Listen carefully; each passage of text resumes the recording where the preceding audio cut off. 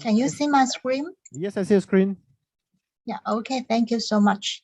So let's begin today's class. Good afternoon, guys. Today, I'm going to talk about the medical research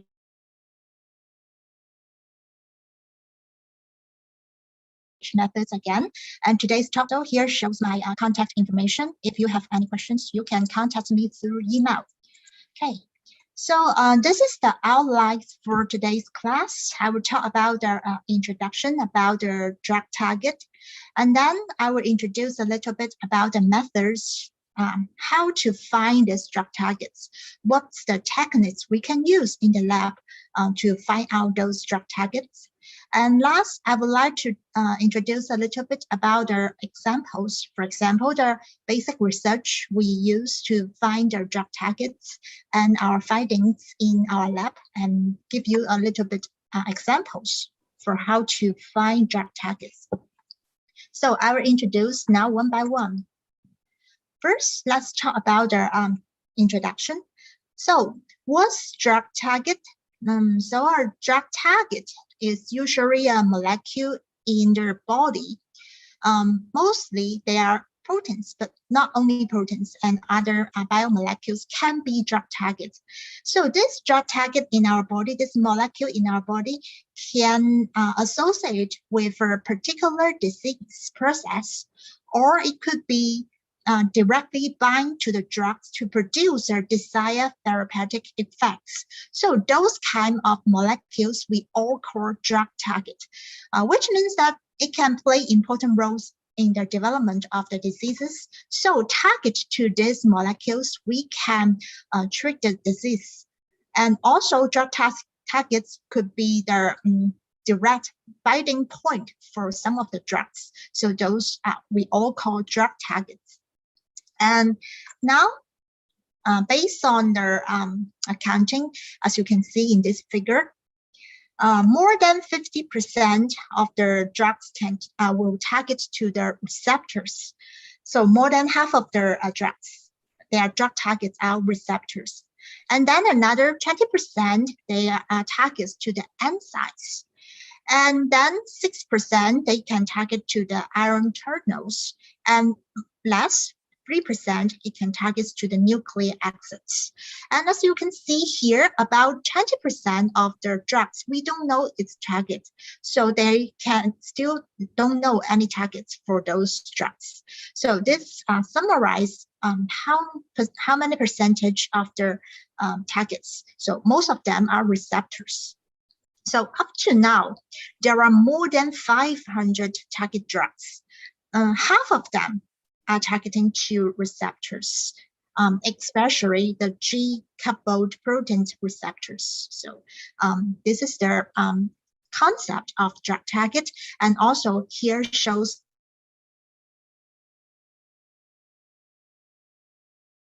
different types of the drug targets in nucleic acids, and also unknown targets, which the scientists or the doctors still working on the exact targets for those drugs.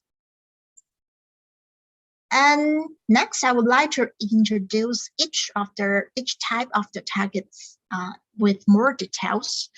First, those drugs targeting to the nucleic acids. So I think we have learned the biochemistry. I'm not sure if you have learned biochemistry, but if you have learned biochemistry, you will be familiar with this nucleic acids, because nucleic acids are one of the important biomolecules, and they are the chemical basis of heredity. There is two major types of nucleic acids. I think all of you have heard of that. The first one is DNA, deoxyribonucleic acids. They are the genetic material inside our body, right? Another type is RNA. So RNA is also called ribonucleic acid. They direct and participate in protein biosynthesis. So there's two major type nucleic acids, one DNA, another one RNA. So those drugs targeting to either DNA or RNA could be called drugs targeting to nucleic acids. And how they works, if we have learned the biochemistry, you may remember that the biosynthesis of DNA and RNA, right? So for the DNA biosynthesis, as you can see here, the normal structure for the DNA would be their double helix structure, right? During the biosynthesis, they will separate into two single strands. And then each of them will be the template for the biosynthesis of the new strain. Then each of the new DNA, they will have half old generation from the template, another one new synthesized from this process. So this biosynthesis of DNA called semi-conservative replication. So if those drugs target to DNA, it can work to any steps during this DNA synthesis. It can destroy the structure of DNA. They can do to the DNA polymerase. They can inhibit those enzymes to catalyze this DNA biosynthesis to block the DNA synthesis. And all those drugs can target to DNA so that they can perform any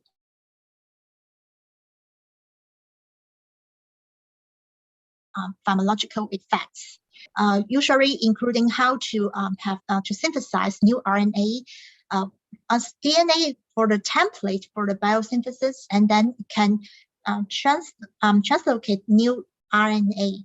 And then based on this RNA, we'll conduct the following step, protein translation. So also any drugs aim to function during this process can also count for this drugs targeting to nucleic acids. So each of the steps, each of the enzymes, if the drugs can have functions on those processes, it can all count to the drugs targeting to nucleic acids. So let's see some examples for those drugs.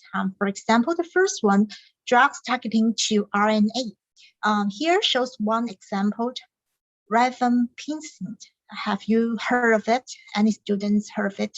I think it's a very common antibiotics working on the treatment for the tuberculosis, right? So it can disturb the biosynthesis of RNA. So this kind of medicine we call drugs targeting to nucleic acids or RNA.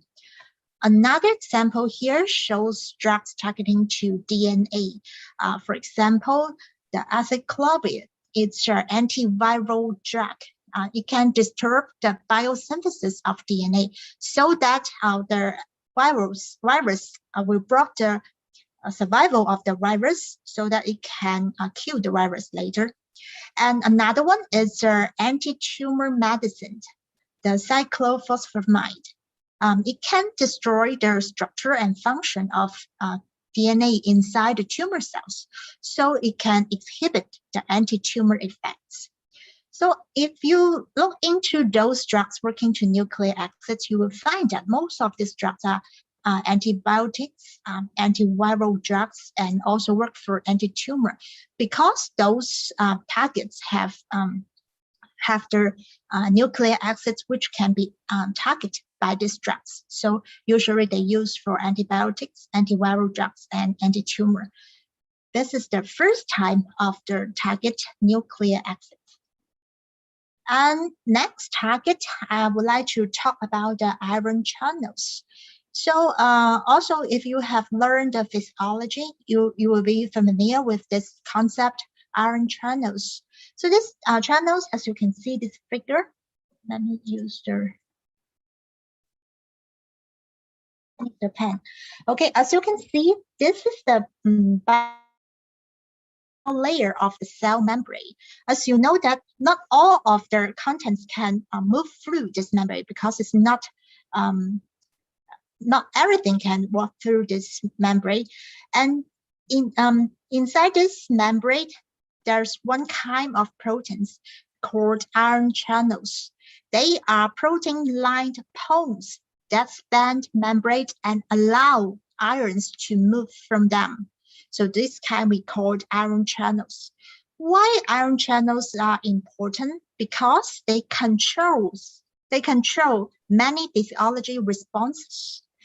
For example, the cardiac impulse, the muscle contraction, all closely related to the ions inside or outside the cells. So when we control these ion channels, we can improve their cardiac impulse or muscle contraction so that we can make their patients feel better.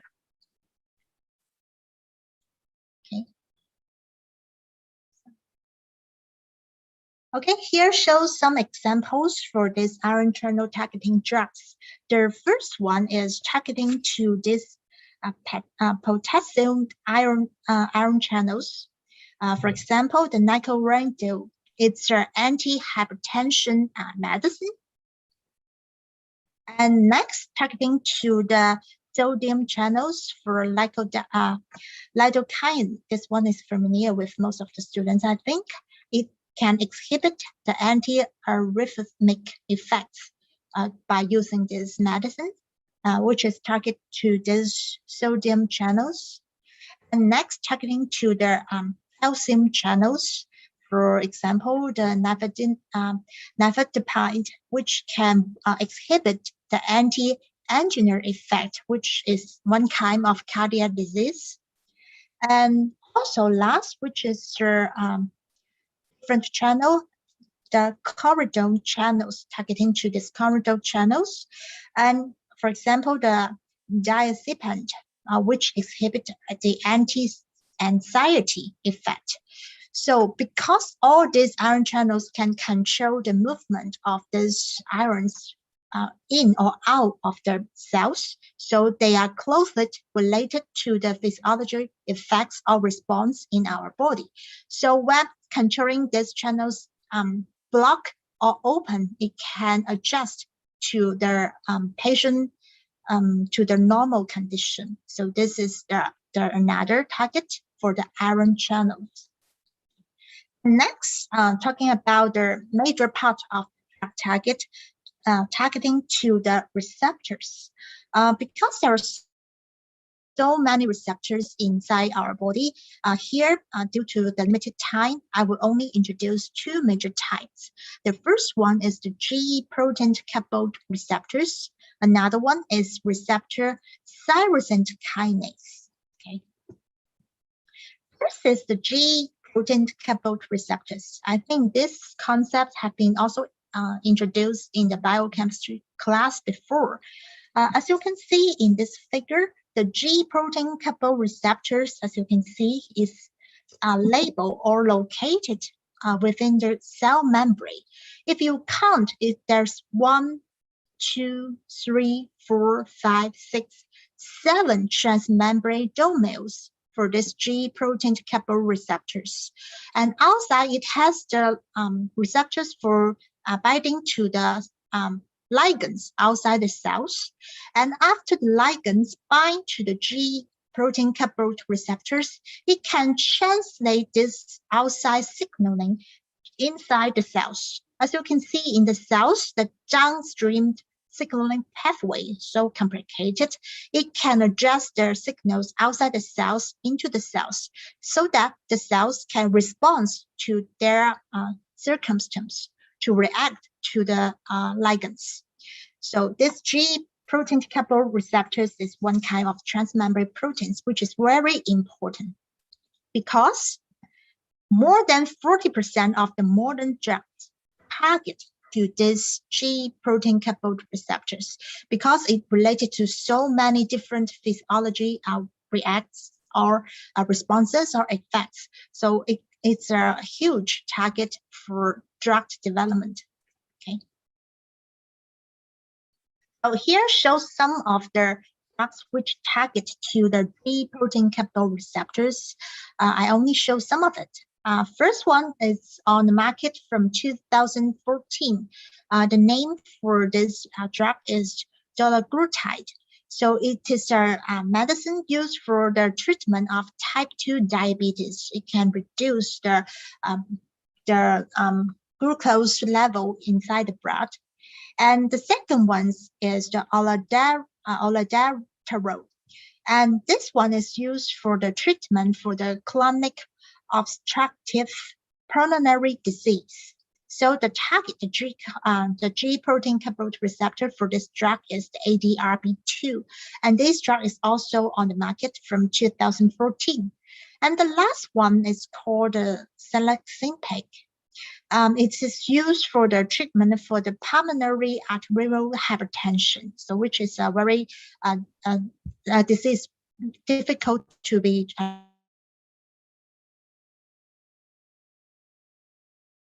treated, and this drug exhibited for this drug is the PI2 receptor. This drug is on the market from 2015. So this drug's already pretty new in the market, but it's selling very well for the patients. And also those G protein coupled receptors are still hot drug development targets in many labs. Many medicine factories or enterprise or the labs working on those G protein coupled receptors to they want to develop more drugs for that. So they still a very hot spot for the science. And another type of receptor is the thyrocentric kinase receptor, which we also call RTK for abbreviation. So if you compare this thyrocentric kinase receptors to the before protein coupled receptors, you can see they have different structures. For these three protein coupled receptors, there are 7 transmembrane domains, right? For this receptor thyrocentric kinase, it has only one transmembrane domain, membrane domains. And outside similar is the receptor for binding the ligands, and inside they have the thyrocentric kinase domain. So what are thyrocentric kinase domain? It can phosphorylate the downstream signaling pathway to transfer the signal from outside to inside the cells. So here shows some of the popular receptor thyrocentric kinase. For example, this EGF receptor. This is the epidermal growth factor receptor, which is very common in most of the cancer, especially for the lung cancer. And another one, this FGF receptor is also very popular. This is the fibrous growth factor receptor. So this FGF receptor is very common in their development when the animals from the baby and to the adult. This signaling is very important for the human being development. However, after we adopt to the adults, this FGF receptor signaling is found in most of the cancers. So target to this FGF receptor is also very popular for the treatment of cancer in clinic. Here shows 2 of the drugs. The first one is pentifinate. This is the EGFR inhibitor, this one.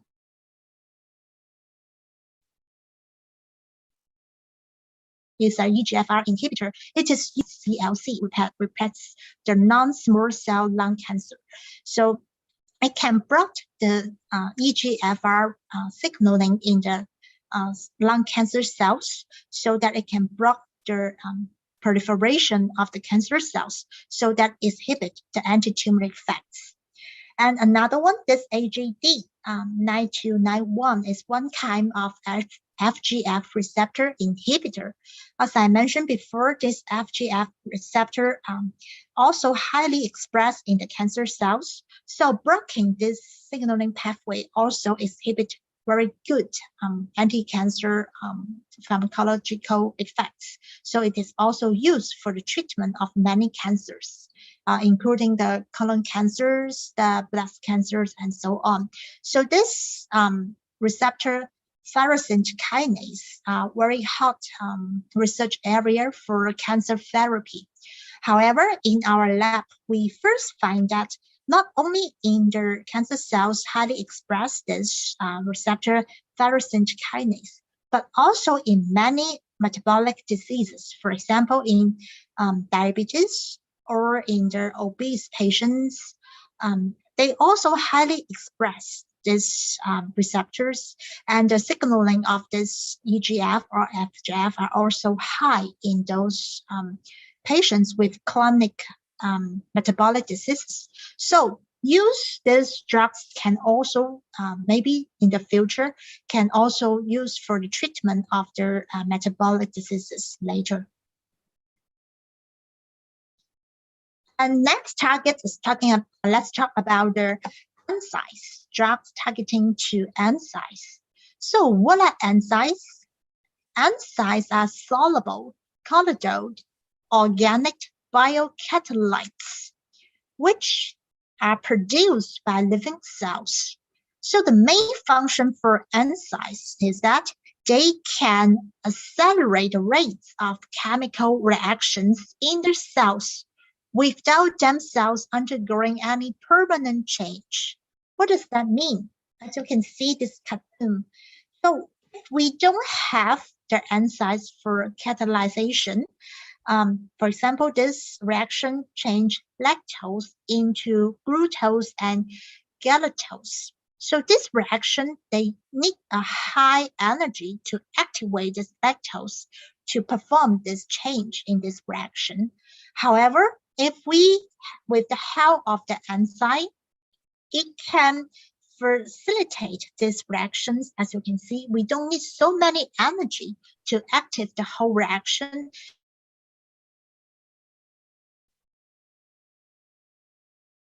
This reaction can be performed, and so it can reduce the activation energy for those reactions. So enzymes are biocatalytes, which can promote or accelerate the rates of chemical reactions inside our body. So here shows one kind of drugs which targets to the enzymes is the cytarabine, which works on the DNA polymerase. It can inhibit the activity of this DNA polymerase. So this DNA polymerase it plays very important role in the tumor cells proliferation. So if they block these enzymes, they will exhibit the anti-tumor effects. So this is the anti-tumor drugs cytarabine, which works for the DNA polymerase. Okay, next, after we introduce the drug targets, as I mentioned, including the nucleic acids, the receptors, the enzymes, the ion channels, and next, talk about the methods we use for the drug target discovery. Okay, first one, I would like to introduce the biochips. So I'm not sure if you have heard of the biochips before. So when we talk about the biochips, there are different types of biochips. The first common one is the DNA chips. So as we can see from this concept, DNA chips, which means using DNA for biochips analysis, right? So as you can see in this figure, we will have maybe 96 well plates or even more, 284 well plates here, which means that we can screen a lot of samples together within one test. So inside each of the wells, we will have different primers inside the wells. And then we can harvest either DNA or RNA samples and then add into each of the wells. So we have learned biochemistry. We know that we'll have the DNA or RNA will have complementary binding to the primers.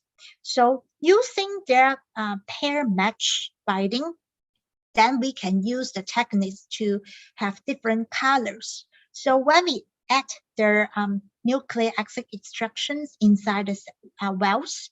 And then after the binding and reaction, they will have different colors show up here, so that we can know that if the samples have their desired DNA or RNA sequence inside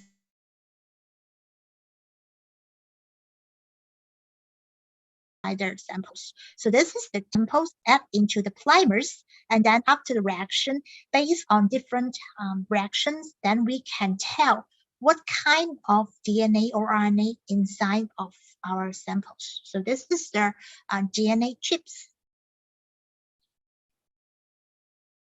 So, and what we can use for DNA chips for the experiments here, we have an example for that. This is a woman here shows in the figure, which is during different age. The first one 40 years old, and then 60 years old, and then 70 years old. So as you see, this woman during every 10 or 20 years, you can see their bone loss from this lady increase during the age increase. So first, maybe during the middle age, 40 years old, the bone looks normal here. However, during she get old, and then you can see reduced bone loss, and later during the 70 years old, it developed osteoporosis, which means that their bone loss increase and their bones become fragile or something. And then based on this later study, we know that the bone loss or bone biosynthesis can base on two different cells. The first one is osteoclast, another one is osteoblast. They have different functions, one for bone formation, another one for bone destroy or reduction. So these two cells has different functions. And based on the research, we know that usually for normal human patient, they will have a balance for both cells. However, during they get older, this balance will be broken. And then the scientists can correct the DNA or RNA samples from these two types of cells, and then use the former DNA chips for analysis.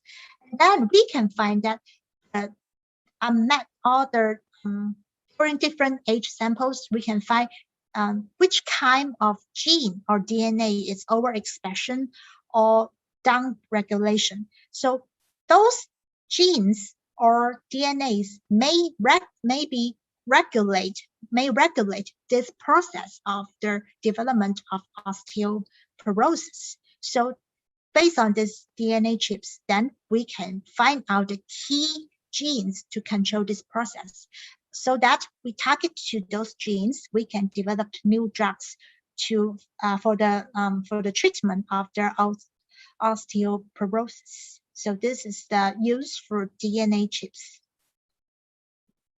And another one is the protein chips. So I think similar to the DNA chips, but here this one use proteins rather than their DNA or RNA for analysis. As you can see in these figures, we also similar have the 68 well plate here. Each of the wells, we label different antibodies here, which looks like a letter Y here. All of these are antigens. And then we collect samples from the maybe from the tissues or from the patients, and then we add into these wells. So we have learned immunology, right?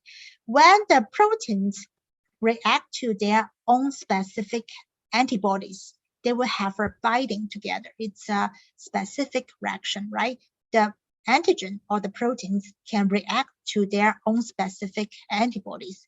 So after the binding of the proteins and the antigen, and then they can show the color later. For example, we add the secondary antibodies so that we can recognize the same protein. Then they can react to those proteins, and then it can show different colors compared to the negative wells. So use this technique. So what we can find from these samples. For example, this well, I use all of the cancer-related antibodies loaded in the wells. Then if I add one of the, for example,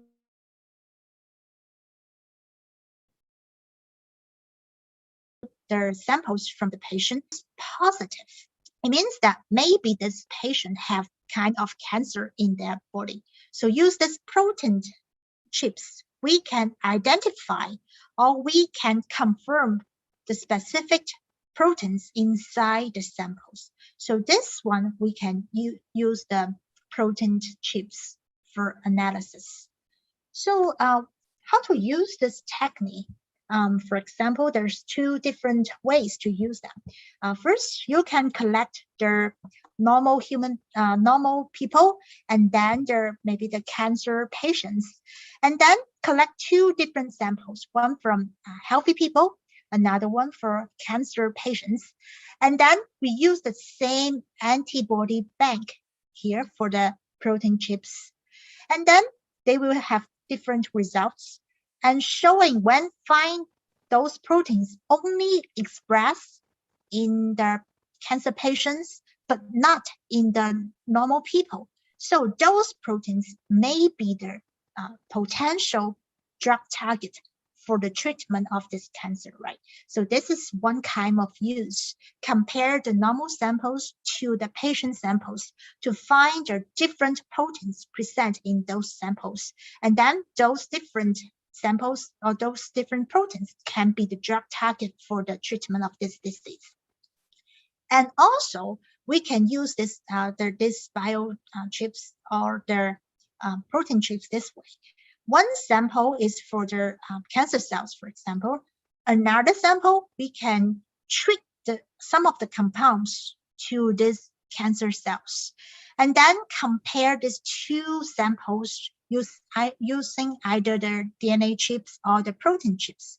Then when we find a different gene or different proteins, that may be the target for this drug. So using these chips can either compare the potential drug target or to find out the direct binding target for the compounds. So this is the use for the biochips. I hope you can understand the steps. As I mentioned before, the normal cells, the cell, also the cancer cells, and there's cancer cells treated with drugs, and these two samples using their biochips to compare the differences, so we can find a significant change gene or protein. Those may be the target for this medicines. So this is the use for the biochips. So this technique, the biochips are very commonly used in the lab, and it's not that expensive. In China, in my lab, usually I will prepare two samples and then send to the company, and they will take about less than 1 month to get the results and give me back a report so that they can show me the potential genes or potential targets for the disease, so that I can choose some of the targets to go further for experiment. So this is the biochips. Then the next technique is the phage spray technique. So have you heard about phage? So it's one kind of organisms that can affect the bacteria, which is look like this. Okay, this is the phage. As you can see, this is the white type phage. Look like this. It have a circle structure here, and then inside that there is the nucleic acids to maintain the genetic material of this phage. And now we can use the cloned technique here, as we can show in the picture here. We can clone some of the sequence, for example, some of the DNAs inside the phage. This is the original DNA or DNA materials inside the phage. And now we can add new genes inside this phage, which is labeled in yellow here. And then they can express the proteins, they can translate these new genes into the proteins. So this new phage or genetic change phage, they will present or translate a lot of proteins outside their cell membrane here. And what's this technique used for? Okay, so use this phage display technique. We can use this clone sequence to express different proteins outside the phage. And then we can add the compounds to the different phages. And if the compounds have the binding to these proteins, that we can know that this compound may target to this protein. And because this protein is from the clone from our lab, so we know the sequence of this protein. So use this technique, we can genetic development a lot of different phages to express different proteins and add our medicines to different wells. And if they bind to this protein, we know that this protein may be the direct target to this compound. So use this phage display technology, we can quickly screen a lot of proteins to see whether they are the target for this drug or not. So use this phage display technique, we can perform the high throughput screening for this compound targets. So it's not expensive. Usually we can buy this phage display kits from the company. They will have a similar 96 well plate. Each of the well, they will present one protein inside the phage, and then we add compounds in each of the wells. If they have the reaction, they will show color inside the well. So use for that, you can go back to this protein and maybe clone the protein, or maybe produce protein with other techniques so that to test, confirm the binding of the compound later. So this is the phage display technology. And next is the Biochips technology. So I think this one is a little bit similar to the Biochips. However, the major difference may be the sensitivity of the analysis, and also this Biochips technology usually will have a machine that has chips here, and inside the chips we will label different antibodies or sometimes label the proteins inside the chips and then expose to the samples. The samples can be other proteins, can be chemical compounds, and anything that can run through these chips. If they have the binding to the antibody or the label proteins here, we know that they will have a signal here. If they have a binding, they will have a strong signal look like this. It's a curved signal. And then this signal will collect by the computer. So based on this technology, we can do it with the cell-free experiment. In this system, it's very simple. Only have the protein and the tested compound. And when they test, when they react together, each other, if they have a binding, there is a signal here. If they don't have a binding, there is a play line here. So use this system, we can develop a cell-free model for the detection of the binding of protein antibody or compound protein. So this technology is very common also in the lab. We only need a few samples for the test, and it can run through a lot of samples within one day.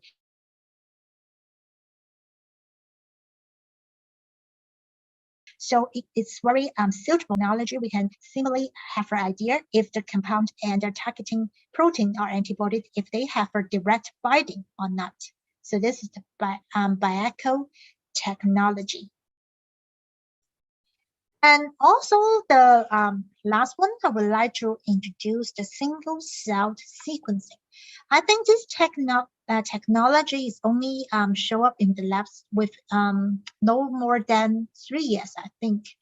And at the very beginning, this technology costs a lot of money. It's very, very expensive.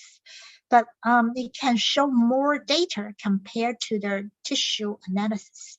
How to say that? For example, here has 3 different samples. So for example, they are the cancer samples from the patient. As you can see, in figure 1, only 1 possible cells inside the sample, right? Only 10% of strong, but this one is a strong positive cells.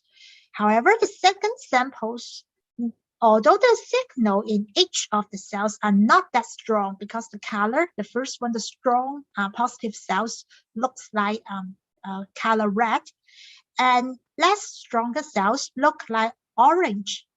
However, as you can see, the middle strong or the less strong cells, the numbers increase. As shown in this figure 2, there are 5 mid-strong positive cells. And the last samples is a 100% low expressing cells. All of the cells are positive. However, the expression of these positive cells are very low because this is a light orange color, right? So in these 3 samples, the positive situation or condition are different. The first one, few cells, however, very strong positive reaction. The second one, the mid-strong positive cells with maybe with only 50% cells. However, the last samples, 100% low positive response cells. However, if we use the Western blotting for the analysis, they will come out the same results. You can see this is the positive bands using the Western blot for the analysis of these 3 different samples. However, inside these 3 different samples, they are different, right? The first one, strong positive, few cells. Second one, mid-strong, but more cells. The last one, all of them are positive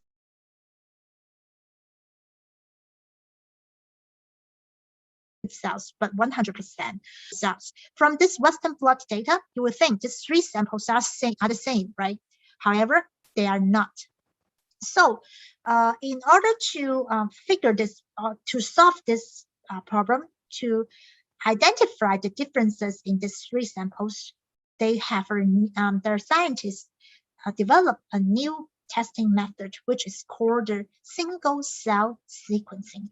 As you can see, this single-cell sequencing, these 3 samples, we can use the laser to locate each of the single cells for detection. As you can see, they label the laser here, and then each of the cells get their sequencing so that they can tell the positive cells, the mid-strong positive cells, and the low positive cells. So use this single cell sequencing, we'll have a more accurate data, and it can tell the minor differences in the tissue. So this is a high level for analysis. However, it costs a lot of money. This single cell sequencing is very expensive. Although it's expensive in China, now a lot of the labs or the hospitals, they will use this technique to identify the differences in different samples and publish very good data using this single cell sequencing technology. And next, period introduction, we introduce a lot of methods. And because nowadays many labs doing many basic researches, and some of the labs and also will submit their data within some of the database. So if you don't have the condition to perform many experiments, but you want to know more about the diseases or the drug development, and then you can use those databases. For example, the first one is the Worldwide Protein Data Bank. This is the website for this data bank. Inside this bank, you can find the information of these proteins. For example, the amino acid sequence of specific proteins and the protein structure or protein domains of this protein. As you can see here, the structures of the proteins, sometimes they will have the crystal structure of the proteins. And then based on this protein data, you can use the computer docking to analyze if the compounds can bind to the proteins or not. And another database is the UniProt. It's also a very popular or very common protein database for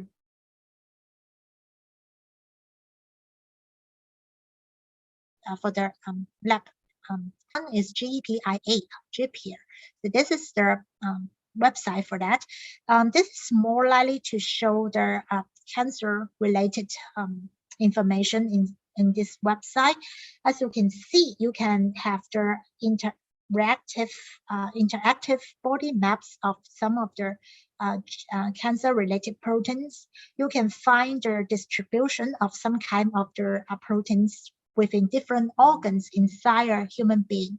So if you don't have many money, you want to know more about the target you are interested, then you can take good use of this database for search for more information. So later after class, you can try this data bank. Okay, last one would be the examples. These examples introduce some of the basic research we performed to find out the drug target in our lab. Okay, the first one is example 1. And this is a project about the discovery of a novel anti-inflammatory candidate, which I named it L6H21. So let me introduce a little more about this compound.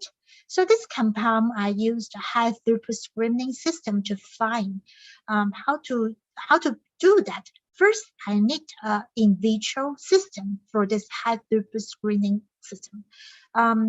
As I mentioned in yesterday's class, we can perform in vitro experiments for preclinical studies, right?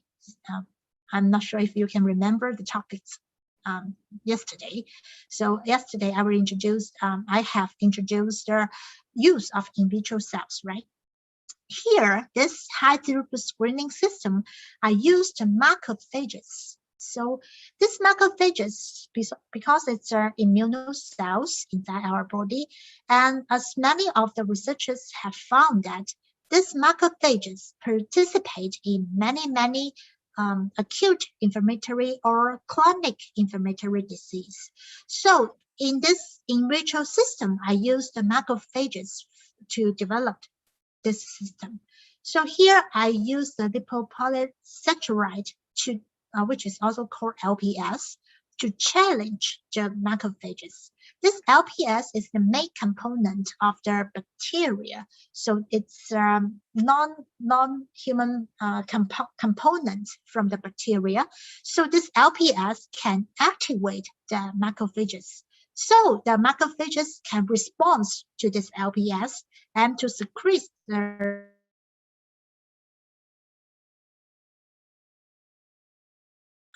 inflammatory cytokines. The inflammatory cytokines cause inflammation in our body.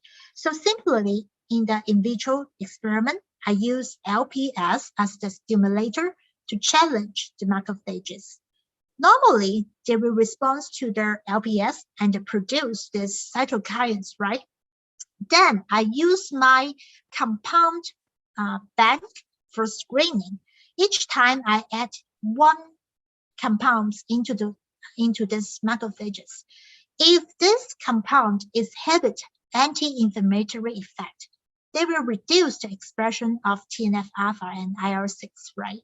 So use this system, I performed a high throughput screening, and then I found more than 20 of these anti-inflammatory candidates, and also published some of the manuscripts in famous journals, including the British Journal of Pharmacology and so on. And here shows some of the compounds I found using this system. Now I got the compounds which exhibit anti-inflammatory effects, but I don't know what they can use for the applications for them. And are there any drug targets for these compounds? So I performed my experiment further. Within those compounds, L6H21 is one of them. Why? Because it exhibits the strongest anti-inflammatory effect. I use it for the further experiments. So I developed an animal model to confirm the anti-inflammatory effect of this compound. So I moved from in vitro study to animal study. So for this animal study, I used the sepsis model. So for this sepsis model, I will inject the LPS IV to the mice. And as you can see, if they are not treated with any compounds, they will die within 40 hours. So challenge them with LPS, the mice will die. However, when I treat it with L6H21, it can rescue those cells, increase the mortality, increase the survival rate of the mice, and also you can harvest their lung and see. For the normal mice, the lung structure looks like this.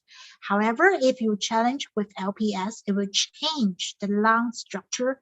But after treated with L6H21, it can rescue the lung structure so that it can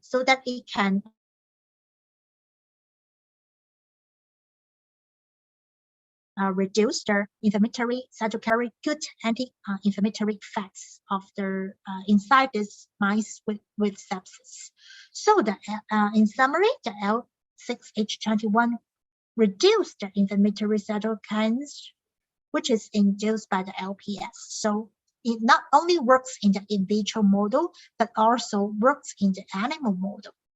So next, I want to know how it formed anti-inflammatory effect, the target for L6H21, which is the target for it. So with this question, I list the whole signaling pathway here. Because the LPS bind to the MD2 proteins and then recruit the toll-like receptor 4 and then activate the downstream inflammatory signaling pathways already know. So it's a well-known signaling pathway for the cells or the animals' response to LPS. And now I treat this model with L6H21. It exhibits very good anti-inflammatory effect. So it can rescue the mice against sepsis, and it can reduce their expression of TNF-alpha and IL-6, and it can inhibit their NF-kappa B activation. It can inhibit activation of MAPK signaling pathway. So all this L6H21 works on all these points. However, which one is its direct target? And do the direct binding experiments using the methods I mentioned before, the Biochips technology, and find that this L6H21 do not react to IKK alpha, do not react to the directly to the MAPK, they not bind to the NYD88, and so on. And then left only possible that the L6H21 block the very beginning, the binding LPS to MD2. So for this study, I searched the drug target in a well-known signaling pathway, and then find that L6H21 directly bind to the MD2 protein. Because as you can see, L6H21 do not bind to the TLR4. The signaling is negative, right? And next, it can bind to the MD2, have a binding signaling here.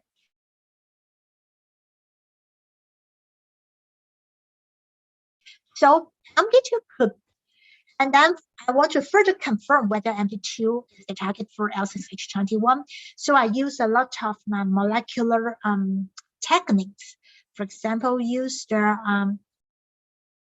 furan reactions analysis using the furans and labeling reactions, the biolink labeling reactions, and for this co-immunoprecipitations, and also use different agonists to confirm that yes, the L6H21 directly bind to MD2. So MD2 is the direct target for L6H21.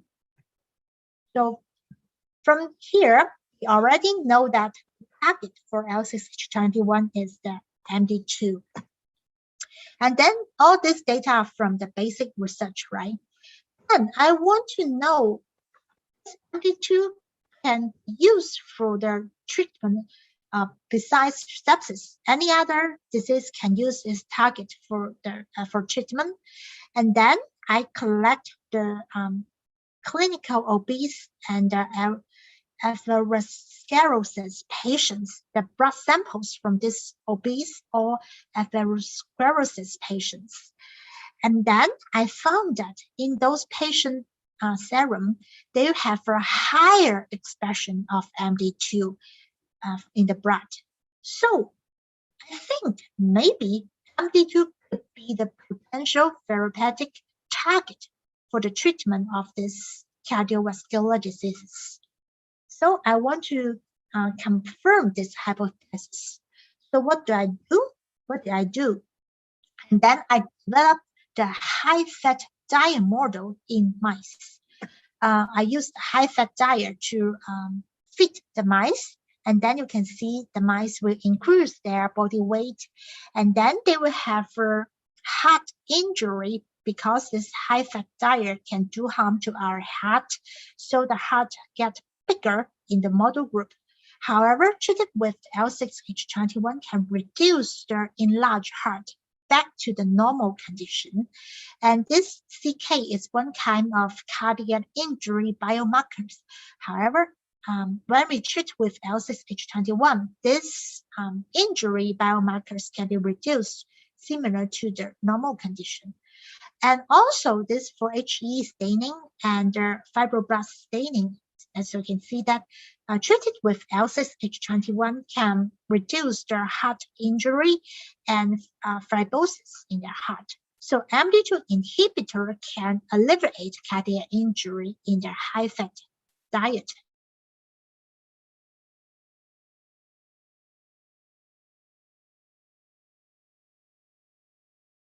Mice model.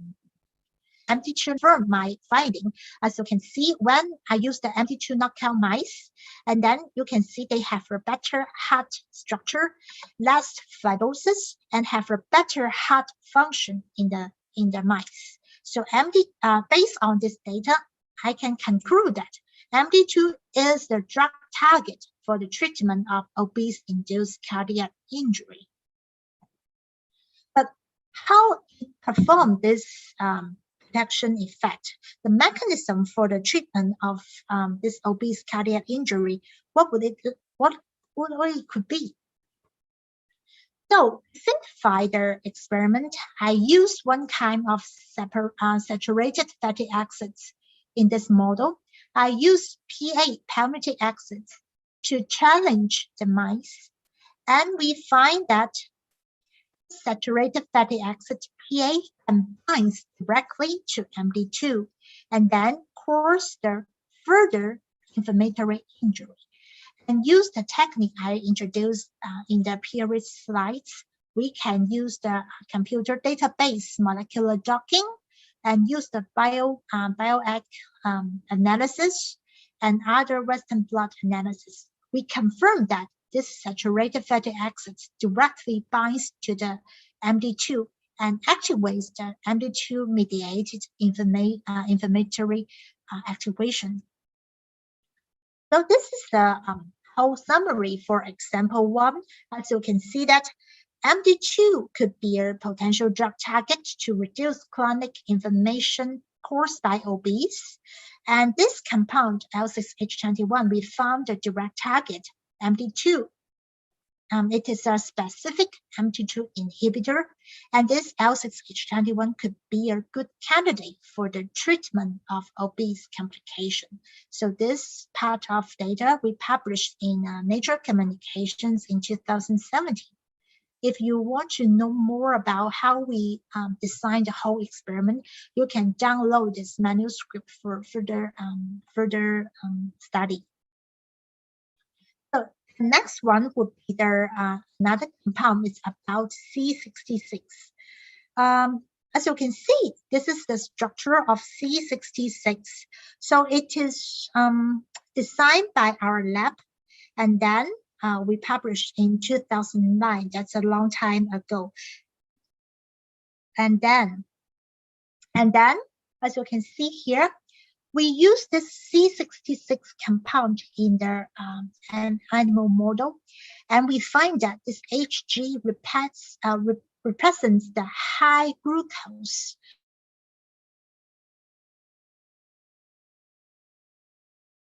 Which means like diabetes. So use this high glucose stimulate. The macrophage will respond to this high glucose and then secrete a lot of inflammatory cytokines, including TNF-alpha and the injury marker, the nitrate. However, use C66 and can reverse these injuries in the cells. And then we developed the diabetes models, as we know that diabetes with the high level of sugar level, it can cause chronic inflammation inside the animal model, and then it can damage the heart and the kidney inside the animal. As you can see the figures here, it shows the DM means diabetes and can injure the kidney structure here. However, treated with C66 can dose-dependently rescue the injury in the kidney, which is caused by high glucose. So this C66 protected the kidney and cardiac functions in the diabetes model. So all of this data, we published many manuscripts a few years ago, and also now these manuscripts are highly cited publications online. So C66 has very good function for this treatment. However, we don't know which is the target for C66, right? So with this question, I want to find out the target of C66. Then the first one we will do is the molecular docking. So based on the computer database, I can search a lot of the structures of the proteins. And then we do the WB, the Western blot. We found that this C66 can block the activation of TNF-alpha. As you can see here, the first one is the negative control, the normal cells. And then the second loading here is the TNF-alpha stimulators. After the stimulate of this TNF-alpha, as you can see, the junk, this is one kind of kinase. It can get phosphorylation for this junk protein. However, treated with C66, it can dose-dependently reduce the phosphorylation of junk. So this data give me an idea. Maybe the C66 will target to this junk protein.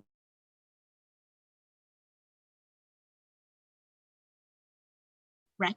And then we search for 66 can bind to JNK2, this isomer of JNK. JNK protein has two isomers. One is JNK1, another one is JNK2. As you can see here, this C66 can bind to the JNK2 protein, which we use the computer docking for calculation and then get this conclusion. And after that, we design more experiments to find the conclusion that C66 can directly target to this JNK protein, especially to the JNK2 proteins. So C66 could be a specific inhibitor of JNK2. So this is the example 2. And then, in order to confirm my data within animal, so I set up this diabetes model again in the mice, and then I developed that diabetes in the mice, and then harvest their kidney and also the heart from the animal, and then I found that in the animal group, the model group, the JNK phosphorylation will increase, and then course the down following inflammatory signaling pathway activation. However, use the JNK silencing technique, it can rescue this inflammation and also the apoptosis inside the cells and the animals. So this C66 exhibits very good anti-inflammation effects in the diabetes model. So this kind of results we publish in Diabetes, and here we published in Diabetes 2014. And after we published those data, many reviewers think the finding of our research are good. So they give us some of the comments. For example, they think we are the first one. We are the first one to identify JNK may be the therapeutic target for the treatment of diabetic myopathy or diabetic kidney injury. And also we have a specific JNK2 inhibitor, C66. So not only we find the drug target, JNK2, but also we have a potential inhibitor for the further study in the clinic. So they give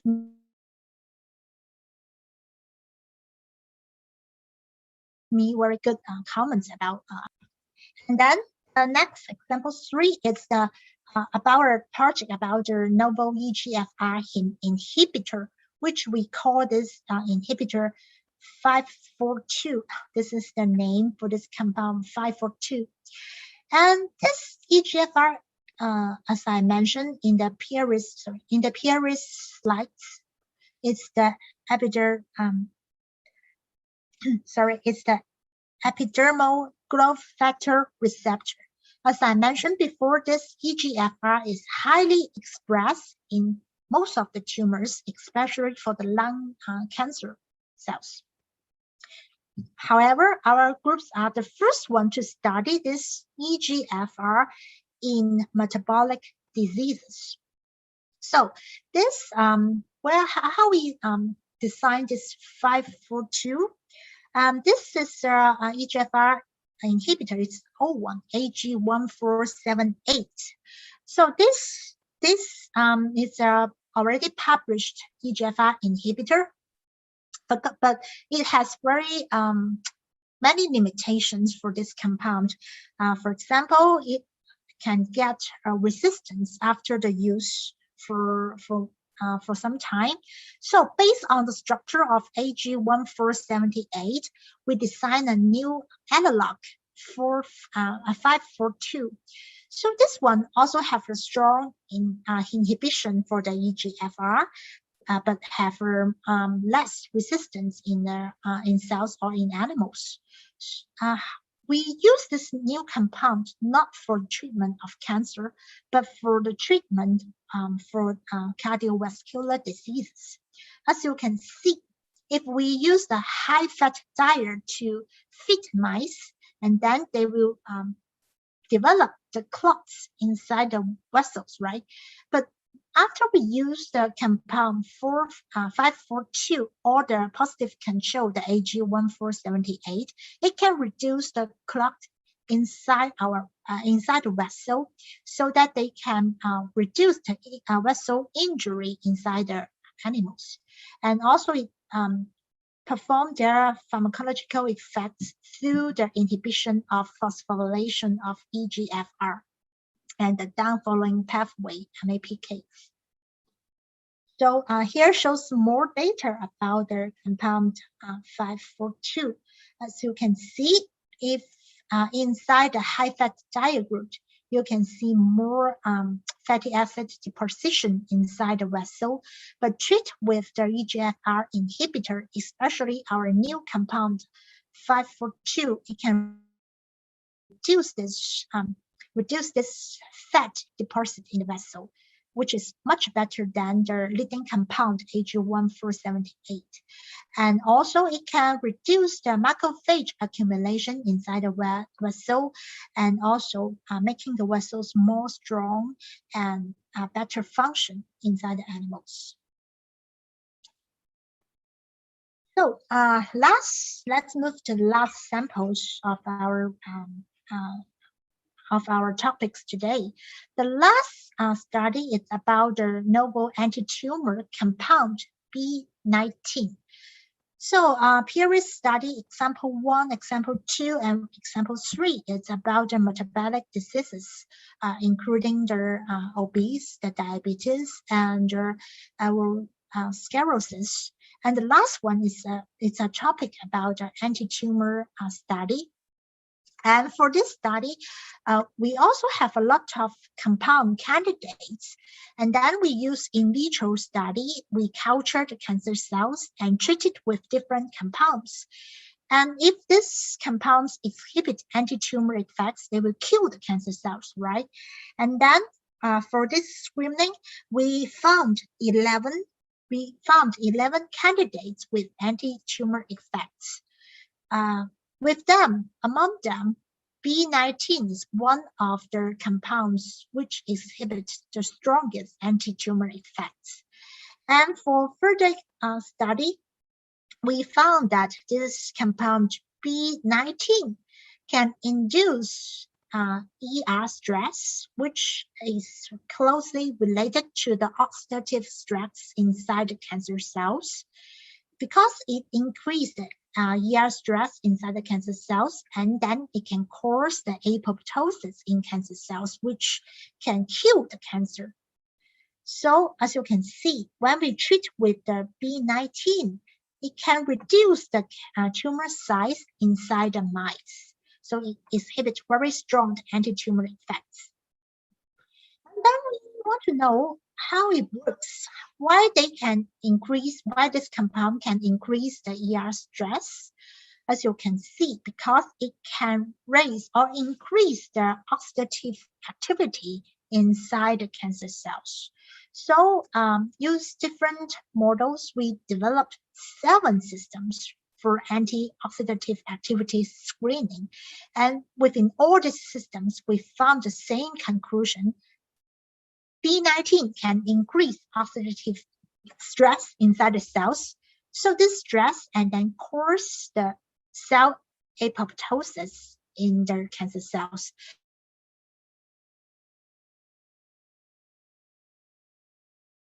And then it can kill the cancer cell models.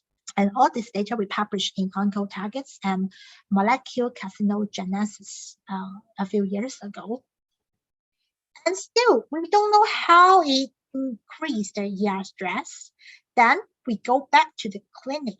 We collect the gastric cancer samples from the clinic.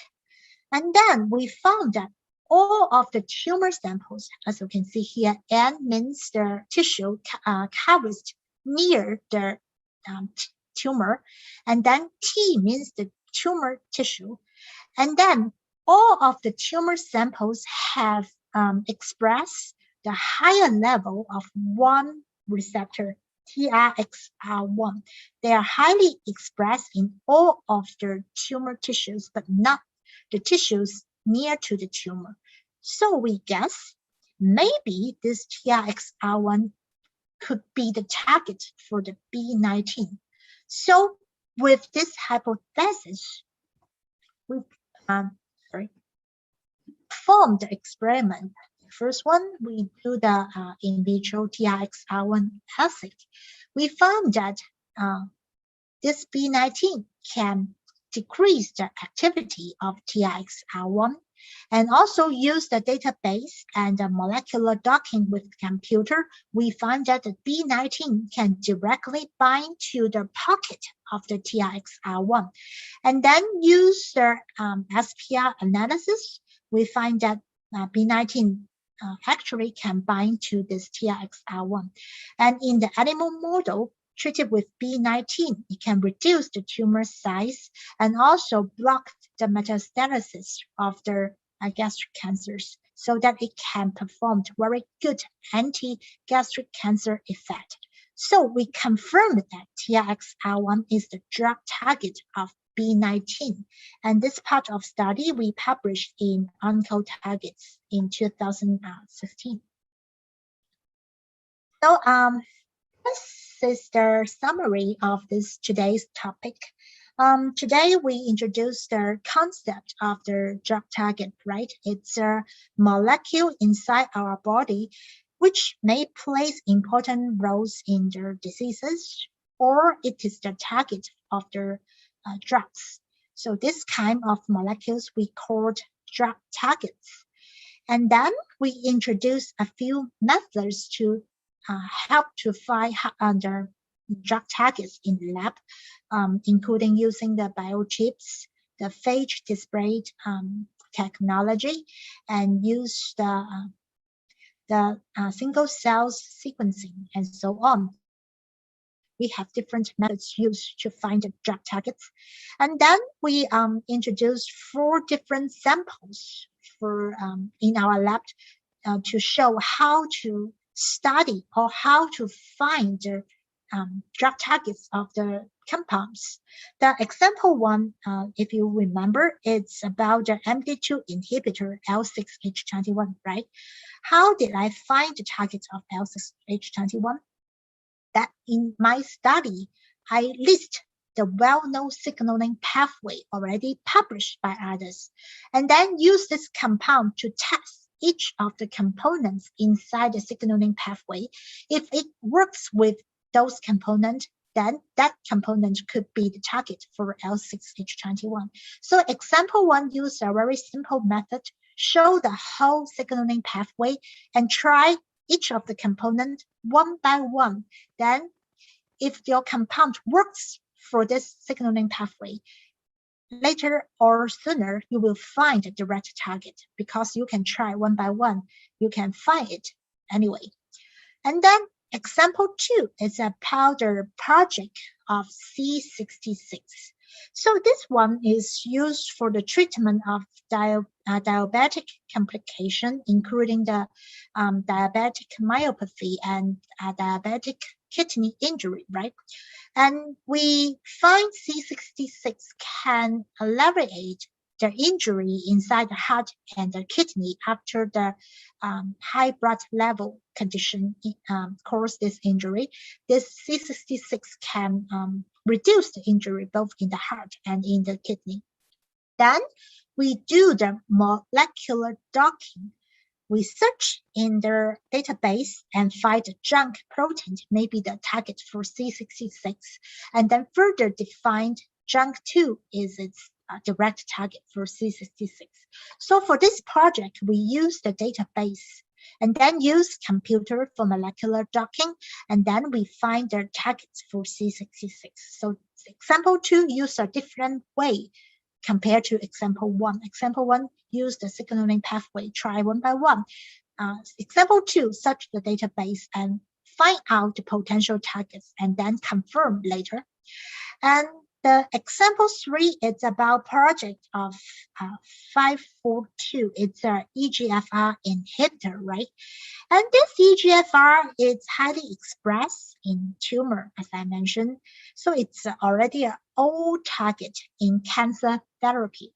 However, we try this old target within a new complication. We use this EGFR inhibitor for the treatment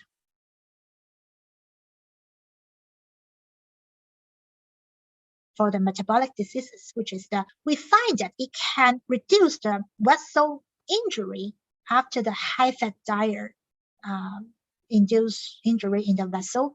So for example 3, we already know the target of the compound 542, but now we use this old target with a new disease or new complication model. So we can also publish very interesting paper or find out very interesting data with this kind of experiment.